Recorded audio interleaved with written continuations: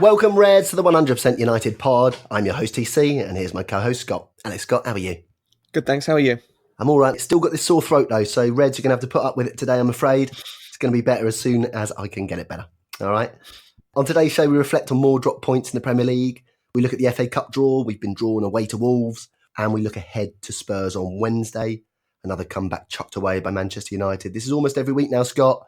Another abysmal display from United, really. No sign of improvement. What do you make of it? No, it's just more of the same, isn't it? It's not so much a disappointing result, which it is.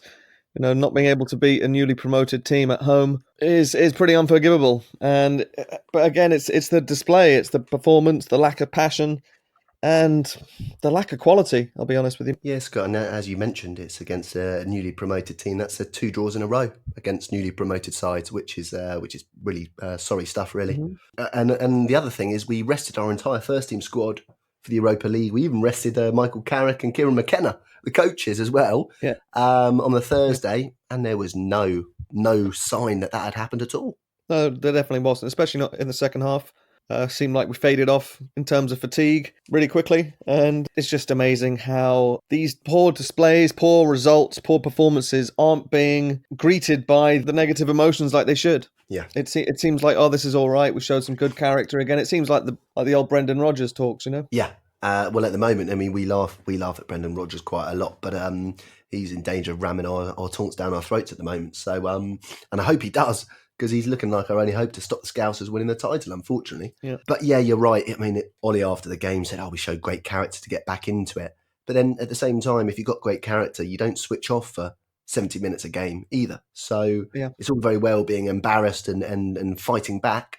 But that's 2 games in a row, Scott, now that we've fought back, taken the lead, and then chucked it away as well, which shows bad character in my eyes. Yeah, and they seem like the moments of quality we show to score some of these goals are maybe papering over some of the cracks. Yeah. And you say we show great character. I mean, it was a great cross from Pereira for the first goal. Yeah. And a great header from Lindelof at the second goal. It was. But other than that, there really wasn't much in between, was there? No, there wasn't. I mean, we fell behind after 11 minutes. Jack Grealish, the Villa skipper. I thought Andres Pereira backed off him a bit too easily. Of course, you don't expect him to shoot from there, but you do expect him to cross from there. And our players do have a habit of backing off and letting the opposition do kind of what they want. And we were punished by it. No chance for David De Gea that time. But again, there was no need for Pereira to be backing off there, although it was obviously a quality strike. Yeah, but if anything, he was probably expecting him to try and take him on, right? And so you want to give him an inch of space to be able to not commit yourself into the tackle. But credit where it's due, it was a pretty fantastic finish, wasn't it? It was. And it took us a long while to get back into it as well.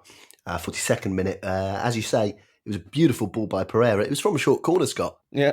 Can you believe it? Does that count as scoring from a corner? In my eyes, it does, yes. Oh, good. But when you think of how many times, I mean, we've been doing short corners for a long, long time.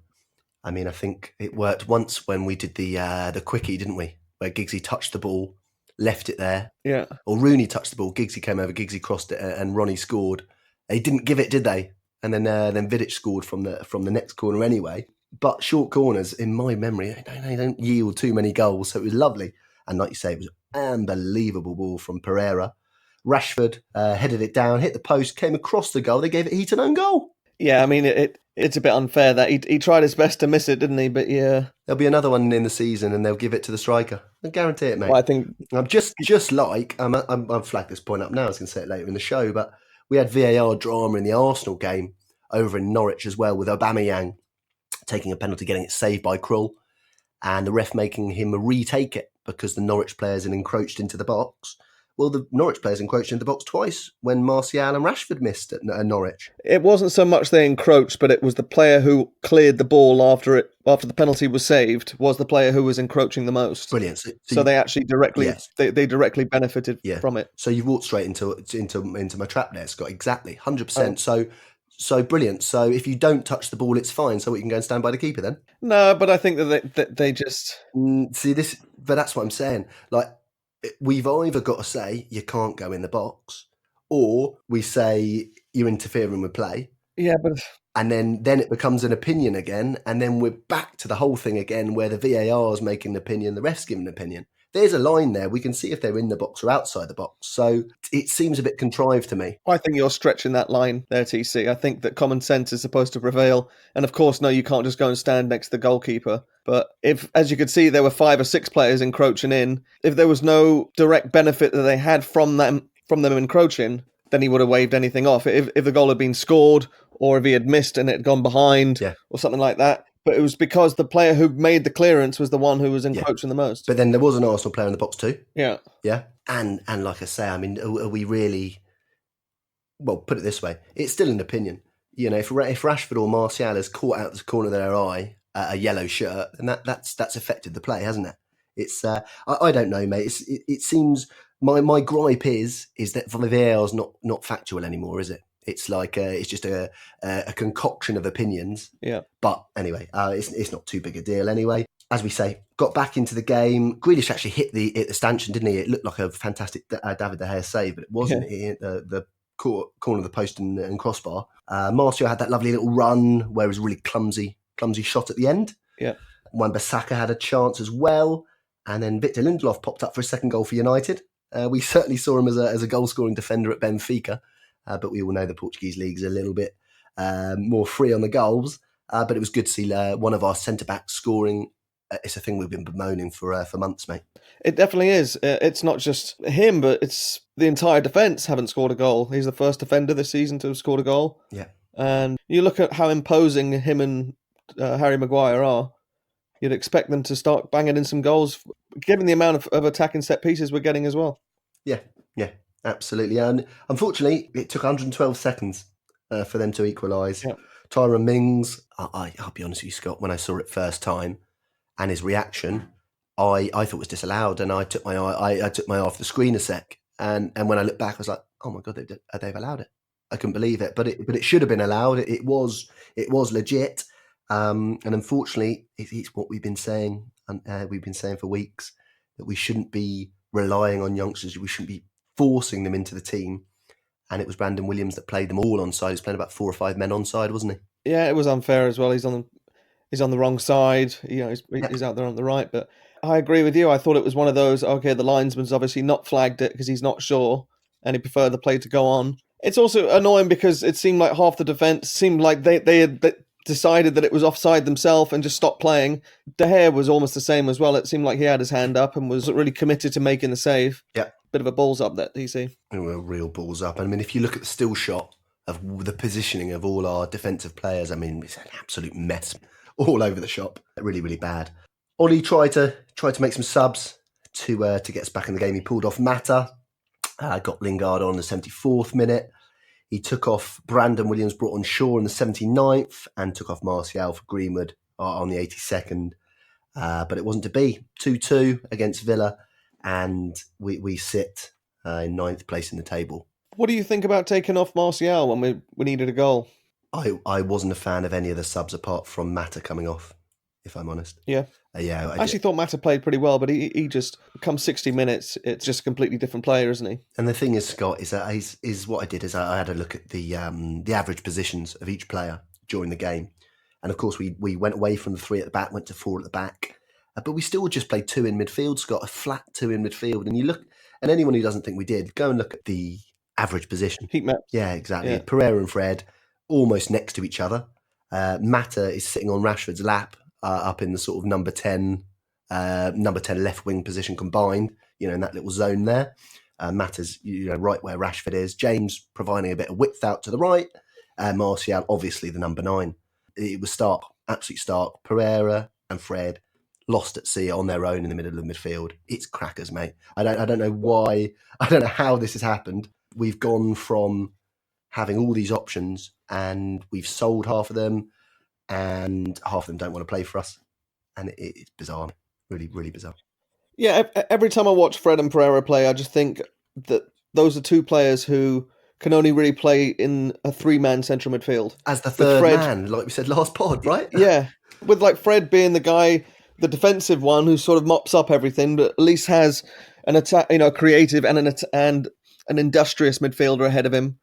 And Pereira being that creative midfielder, but they just don't have that industry in the middle, do they? It's the Herrera role that we're missing. No. The guy who is tireless and just puts up. I don't know. He just connects the dots between defense and attack, and it seems like those two they try and interlink with each other, and it just doesn't seem to work, does it? And they're both very talented players, but I don't know. I've always thought of Brazilian central midfielders as like the creative kind to be a bit soft for the Premier League, and to have two of them in the middle is a bit risky. Yeah, and also, we're not talking about the top class. I mean, they're not in the Brazil team, are they? No. We're talking about sort of the dregs. That's a bit harsh. Well, it is, isn't it? Well, it is. It is. I mean, it's crackers. And look, we've got Matic, who's obviously off in January, it seems. We, like you just mentioned, Herrera. And Herrera walks into that side, doesn't he? As does Fellaini. Herrera walks into the side as captain. Yeah. Right. Let's not mess around here. He walks into and thank you, Scott. I was going to say exactly the same thing. Fellaini walks into that side as well, and he gives us a lot better chance of beating Sheffield United and a lot better chance of beating Villa. I've got a question for you, Scott, because the thing is, I hear this rebuild stuff, and it's fine. Don't worry. Ollie said, don't worry about the position in the table. It's so tight, it doesn't matter. Well, it does to me. I'm afraid it does. And I just don't get it. I don't get what are we doing now that is better than playing your Herreras and your Fellainis and your Lukakus or whatever, picking up points, being able to attract other players in the summer, next summer, and all the rest of it. What are we doing now that is actually benefiting these players? Because to me, Brandon Williams, we're not benefiting him. We're getting into the zone now where we're going to have to take him out of the firing line. So we're not helping Brandon. We're not helping Pereira, Fred, leaving them all at sea in the middle of midfield on their own. So I don't get where we're growing, where we're building. It's not like any of these players are growing, is it? No, but I think it's unfair because it's not as though we said to Herrera, "We don't want you, we don't need you. You're free to go." We tried to keep him, and he wanted to go himself. He had got this outrageous contract, which is he's getting paid more than Paul Pogba. Which, if we were to have done that, it would have just, I think, created even more division in the squad, which was already pretty divided after, giving Alexis Sanchez almost twice the next highest earner. So I think it's harsh to judge Ollie or the club for getting rid of Herrera when I don't think we wanted it to happen. It's just the failure to replace him. Yeah, and that's what I've been saying about Lukaku, Scott. It's the same thing. I understand things happen. And I understand Lukaku. I know his attitude wasn't great at the end, but you don't get rid of people and not replace them. And the thing is, mate, I do understand what you're saying, but it's not one player. Smalling's our player. He's out on loan. He'd go into that first team, no worries at all. Herrera, he'd go into that first team, no worries at all. Fellaini, he'd go into that first team, no worries at all. Lukaku, most weeks. I know Martial and Rashford, they've got all the potential in the world. But again, Lukaku goes into that team as well. So it's not one. That's defence, midfield, and attack, where we've got rid of players who, to everyone apart from people who are wearing their red tinted specs, are better than what we've got now. At the same time, I do understand that Ollie wasn't backed for the exact targets he wanted, apparently. But at the same time, you've got to manage when you're the manager, and you've got to say, look, I'll keep this guy until I've got the replacement. But yeah, we're in that situation now. Hopefully, we'll have Scott McTominay back now. We're hearing, and apparently Pogba's supposed to be back as well. But one thing about the summer, you remember towards the end of the summer when the Pogba to Madrid rumours started to heat up a little bit more, and we were apparently in the market to go and get Milinkovic-Savic, and that was dependent on whether we could keep Pogba. And we decided, okay, we're going to keep Pogba, forget Milinkovic-Savic, but Pogba hasn't played in a month and a half, missed 12 league games, and so it seems like we're a bit handcuffed by that too. Yeah, unfortunately, Scott, we called it. We said it when we kept Pogba. We said in the summer we should have got rid of Pogba. We said that it's going to be a disaster. We keep him, he's going to stink the place out. Mm-hmm. Luckily, he hasn't stinked the place out because he hasn't been here. He's been on holiday. Mm-hmm. So yeah, I don't know what to do with that. Got a man of the match for me, Scott? Man of the match, it's a tough one. You maybe have to say Lindelof played pretty well defensively, scored a goal. I think Daniel James was pretty good as well. Just seemed like he's got so much creativity in him, and he just seems like he's getting himself in good positions and putting the ball in even better ones. I'd probably say Lindelof. Who's yours? I've got Lindelof written down. Spot on, Scott. Well done. Oh yeah, oh nice. You're good at that, aren't you? So listen, we've got Spurs coming. on Wednesday. Yeah. And we got Jose Mourinho returning to Manchester. He's going to have his Spurs team fired up for that. Yeah. He's going to have them absolutely fired up. If we start like we started the last couple of games, we'll be 3-0 down against him before we know it. Luckily, with Mourinho's Spurs, is that you've always got a chance to get 2 back. But, look, Ole Gunnar Solskjaer is now on 18 points from 14 games this season. Jose Mourinho was sacked on 26 points from 17 games last season. Yeah. So, effectively, Ole's got to win his next 3 games to usurp Mourinho and land on 27 points. We've got Spurs, we've got City. So it's crunch week. It's crunch week for Ole. And like I say, it's the worst possible opponent because those Spurs players, if they want to get in Mourinho's good books, they know exactly what to do. Oh, of course. And he's gonna come back with a big point to prove as well. Oh. I'm worried about it. It's actually, I know we've got Tottenham and City coming up, but the following games, league games we have after that, I think it's Everton at home, and Watford away, and Newcastle at home. Yeah. If we don't get maximum points out of those, I can't see Ole lasting till the new year, I've got to say. Yeah. Well, if David Moyes is back in Everton, then we'd have a chance of getting 3 points, mate. You know that. He's your blooming favourite manager of all time, isn't jokes he? aside, he'll come back with a point to prove as well. Oh, I know he will. And what he'd give to be the man to come and rub it in our nose, Well, what wouldn't he give to be the man that sacks Ole? He'd love that. And ruin Christmas. Yeah, absolutely. But yeah, Scott, I mean, look, like you've said, we got Spurs, we've got City, and then we've got 3 winnable games. If Ole doesn't pick up more than sort of a point out of these next 2, the pressure's really, really going to mount, isn't it? It is, because you can't see us qualifying for Europe based on our league position this year. So our league's pretty much out the window. So I know we've got that Alkmaar game as well on the following Thursday. Yeah. And we're going to need to win that too, because we could pretty much need to top the group Yep. in order to be able to hopefully win the Europa League to be able to qualify for Europe again. Yeah. And that's a really, really, really tough ask, given that we can't even beat Aston Villa at home. Well, also, it's such a tough ask because we're so inconsistent. You know, one week we could be all right and next week can be rubbish. And the problem with the cup competition is one bad week's game over, you're out. Yeah. And I just, I worry massively about that. In fact, I mean, it's not something you can hope for, really, to win the Europa League, to qualify for the Champions League. It's a long shot, isn't it? It's such a long shot. Of course it's not. Yeah. It's massive. Especially we've just gone, I know we're playing the kids, but we couldn't beat a Kazakhstani team. Yeah. But, at least knockout stages don't happen until after January. So if we are going to strengthen the team in January, we just need to get this next game over and done with, and we'll go from there. Yeah, I mean, there's already started a little bit of a priming that we maybe won't get as many people in January as we should have been getting. Yeah, of course there is. So, yeah, it boggles the mind at the moment, Scott. It really does. Well, who writes these rumours, right? And then as soon as these rumours get written, people associated with those players, like their agents and what have you, they come out and they say, yeah, they're not going to United. They're not. Yeah. Don't worry about that. Yeah. Exactly. But yeah, it's a monster game on Wednesday. Do you reckon Scott McTominay is going to make it? It would strengthen that midfield monstrously, wouldn't it? Massively. I would pray that he is going to be ready, but then we got a trip to City on as well next Saturday, so It's not as though there's enough turnover that he'd be able to play both games. So they might have to pick him to play one game, and it'd probably be the further game along, wouldn't it? Makes sense, doesn't it? Yeah. Realistically. But Paul Pogba might be available as well, but who knows how available that is. Yeah, we will see, Scott. We will see. We had the FA Cup draw tonight.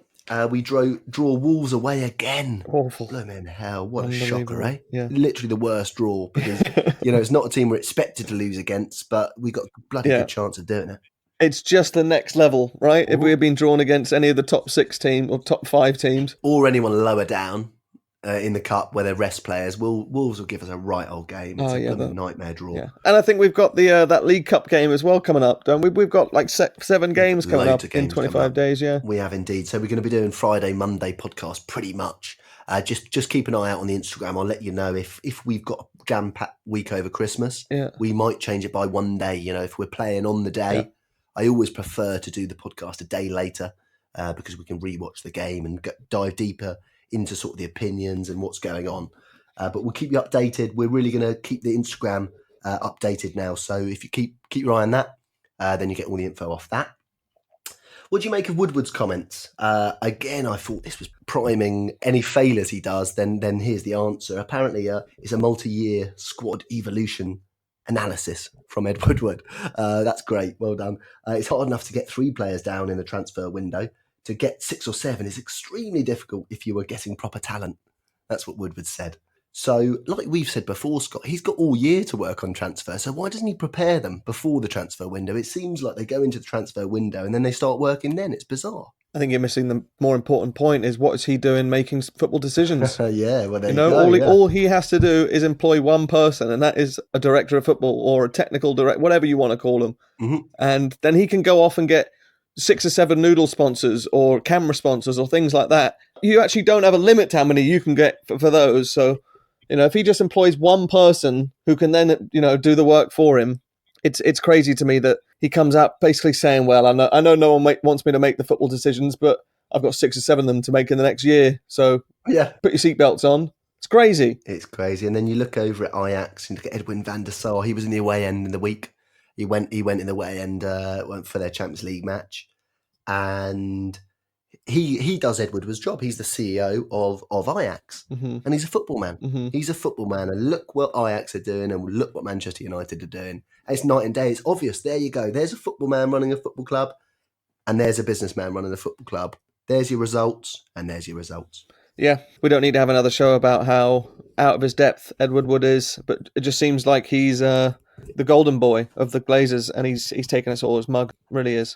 He has indeed. But listen, let's move on. It's December now. It's Cantona time. We know it. We sing about Cantona all through December. We might as well have some fun as a club. Every week we're going through this dross. So we might as well have some fun, sing some songs, hopefully put Mourinho to bed on Wednesday and hopefully put City to the sword on Sunday. You got any prediction for Wednesday? Not that I'm willing to share. Oh, dear me. Bloody hell, Scott. I'll go 1-1. Okay. You can text me your real prediction after the show, yeah? Yeah. How about you? Oh, it's so tricky. It's so tricky. 3-3. Oh, wow. If you see us scoring 3 goals... Fair enough. Good luck to you. 3-2. Yeah. Oh, mate. You know what? I must say, over the weekend, it has kind of turned a corner. To me now, it's like... We take it so seriously every week, Scott, because we love United big time. But it kind of this weekend was almost like a turning point, as in, look, we need to just chill out a little bit. It's been the same week in, week out for a long, long time. And, you can have a laugh about it a little bit. And maybe that's what we need to do. Maybe we need to stop, take a long, hard look at ourselves and just go in a different direction. Because we've been doing this for 6 years, Scott. Yeah. We've been trying to force this way that we think is the way. But like we said on the last show, there's many ways to skin a cat. You get managers come in who have managed City and played for Liverpool and City. You get a manager come in who's only managed in Scotland. You get all kinds of different ways to find the glory. And of course, we'd love Ollie to lead us back to the top. But at the moment, like we said the stats there. I mean, they're just, at the moment, it is abysmal, Scott. It really is. Yeah, but it's funny you say that because the last year or so that we've thrown away leads, we've thrown away points. Yeah. A countless amount of points. Loads. And I would react to it when it happens. And, yesterday, this past Sunday, when they scored their equaliser, I felt like all the energy that I had to react poorly to it has just been sapped out, and I sort of just expected it. You sort of just shrug your shoulders and you're like, that's pretty much going to be how it's going to happen. It's become normalised, hasn't it? Yeah, it's crazy. That's why what I'm saying, look, I'm not saying I love United any less than I did 2 days ago. It's just that I can have a little wry smile about it and understand we're going through a little bit of a bad patch. I was even singing "Come on, David Moyes, let's go wild, wild, wild" today, Scott. So sometimes I think we need it as a club. I think we need to do a reset properly. We need to take a step back and say, look, maybe there's a different way. Maybe going forward in the future, football's different now. Maybe we need to adapt to the world, because that's what Fergie always did. Fergie adapted to the changing of the world. And he adapted United to it. He didn't try and force United to be exactly like they were 20 years ago. Yeah. Yeah, it's easy. It's much easier to say than do, isn't it? It is. That's why we do the podcast and don't do management, Scott. Yeah. Well, listen, we've got Mourinho returning to the Theatre of Dreams on Wednesday. It's going to be fireworks, to say the least. We'll be back on Friday.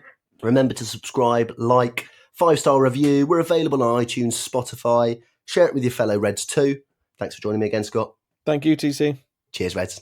Take care. Ta-ra.